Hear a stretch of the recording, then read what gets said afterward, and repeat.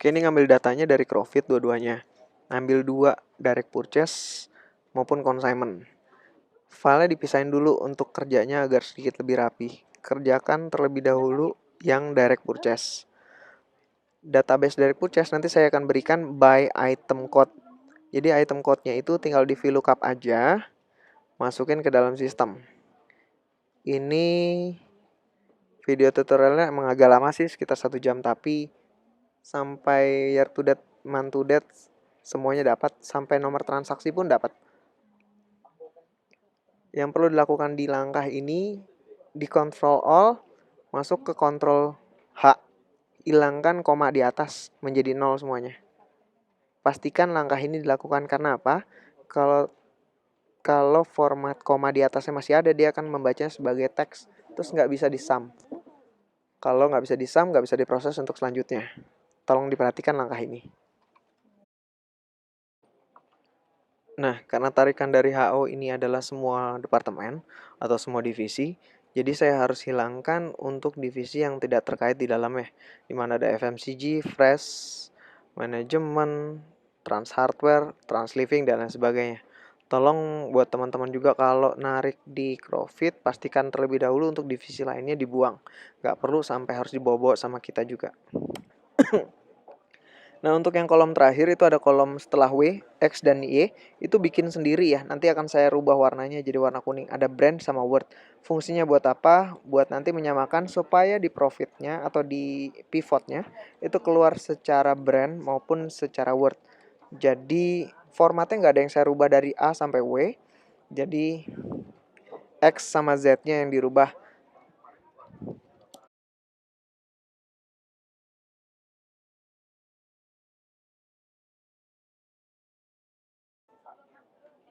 Nah, ini ada database yang saya berikan nanti ke kalian, tapi database ini nggak mutlak, karena masih ada beberapa kelemahannya, yaitu database yang di toko harus itu udah di-upgrade sendiri.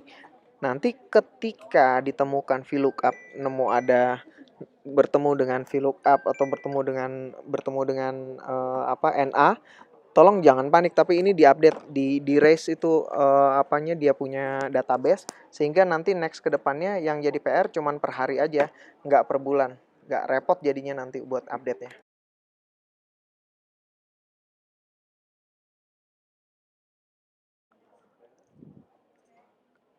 Oke, dilihat di tahap ini kita mau coba VLOOKUP brand sama byword-nya. Di sini yang jadi PR itu pakai item code. Item code-nya saya sudah namain, tapi itu untuk brand. Tapi kalau untuk VLOOKUP untuk byword itu langsung by division aja. By division yang kodenya ada EB, EF, ED, apalah itulah yang ada FA. Nanti dari situ byword-nya akan langsung generate sehingga nggak ada satu word pun yang tersisa. Kecuali brand nanti yang akan nemuin invalid. Setelah proses generate akan ketemu NA, tapi NA-nya tidak sebanyak yang tadi karena database-nya sudah diupdate terlebih dahulu. Kita coba pakai sorted atau filter di brand-nya. Kita lihat NA-nya itu udah berapa banyak sih. Oke, kita coba ini NA. Nah, ternyata NA itu terjadi banyak di word-nya, cuman ada di toys. Coba mana kita lihat kursornya. Kita lihat ya by word-nya. Oke, kita coba filter dulu. Sorted lagi. Filter lagi.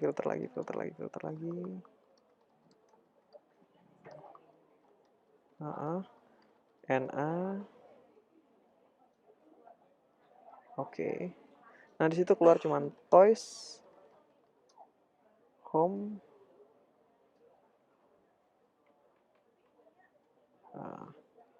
Coba lihat toys, home, aksesoris, handbag, sama shoes. Jadi cuma sedikit. Yang paling banyak itu akan keluar di toys sama home linen. Jadi utamakan terlebih dahulu dibetulin untuk toys dan home linen ya. Kebanyakan menggunakan nama vendor. Gak usah panik, ini sedikit sih. Di hidden aja dari kolom W, kalau nggak kolom Y dah. Dari kolom Y sampai ke item description. Nanti kamu tahu di situ akan keluar. Kalau kodenya HW berarti Hot Wheels. Kalau dia kodenya magical apalah, namain aja magical. Kita coba step-step yang coba saya kasih guide sini.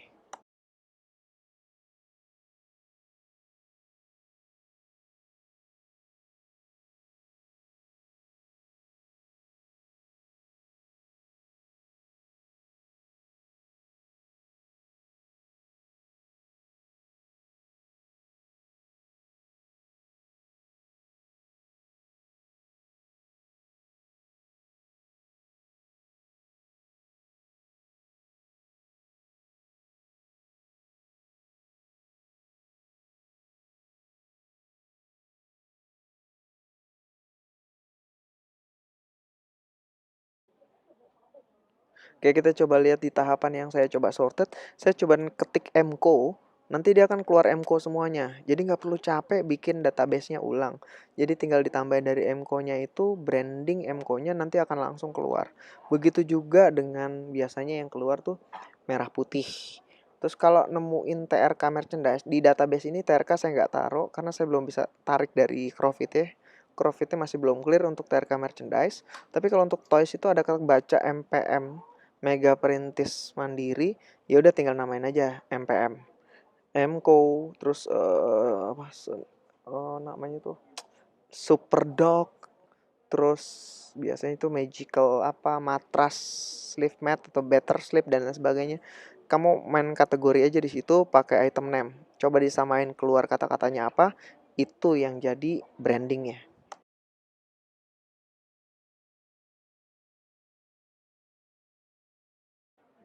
Oke, untuk di sini kita udah sampai pada tahap akhir di mana terakhir kali yang harus saya namain di brandnya adalah Hot Wheels. Saya sudah taruh di situ Hot Wheels-nya habis dan nggak ada lagi tahap brand yang harus di update NA-nya. Nah, setelah selesai, ini ngambil semua di Crofit ya, baru kita gabungkan dengan consignment. Jadi consignment yang mengikuti format direct purchase.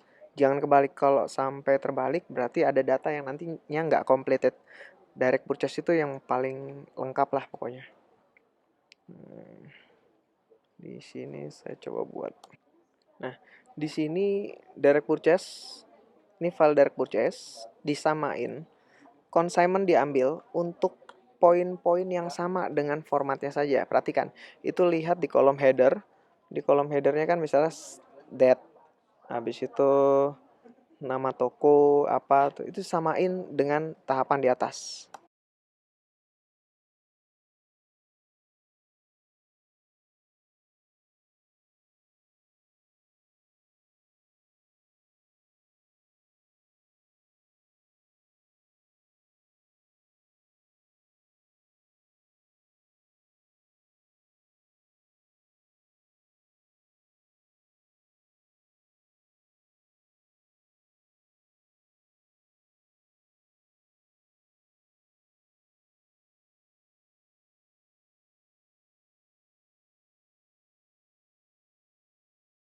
Langkah terakhirnya adalah itu klasifikasikan berdasarkan wordnya.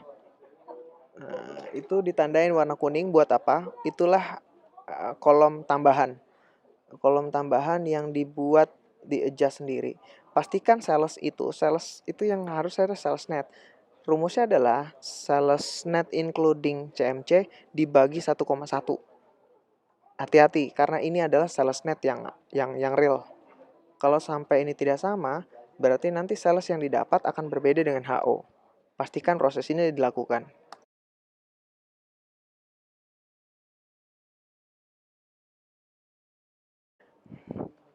Nah, dalam langkah ini kita buat pivot. Pivot ini akan berfungsi berdasarkan beda-beda. Ada year to date, ada month to date, ada date berjalan, ada mau apapun analisanya, kita harus samakan fungsinya berdasarkan analisa yang diinginkan. Dalam hal ini saya coba bagi menjadi 3. November yang sudah berjalan, lalu year to date-nya, dan Desember yang sudah berjalan. Kita buatkan seperti ini.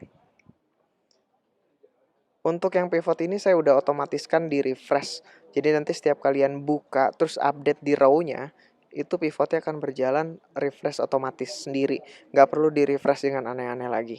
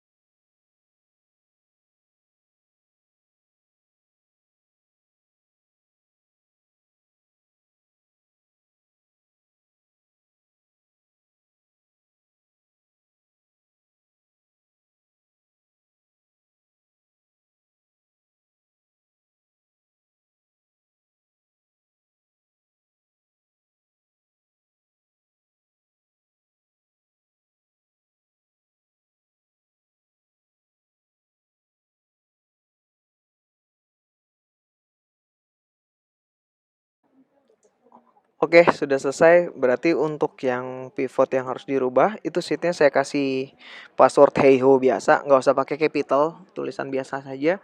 Sehingga nanti tinggal ikutin pattern yang berjalan. Itu November, Desember, nanti akan jalan lagi buat untuk tahun depan, starting mulai Januari. Filenya di save yang berbeda, dan pastikan ini sudah jalan. Nanti kalau misalnya mau hitung transaksi dan sebagainya, pivot yang ini jangan diganggu, tapi di copy, paste dibawa ke file yang baru, baru nanti diolah atau dibuat dianalisa. Oke, terima kasih. Semoga membantu.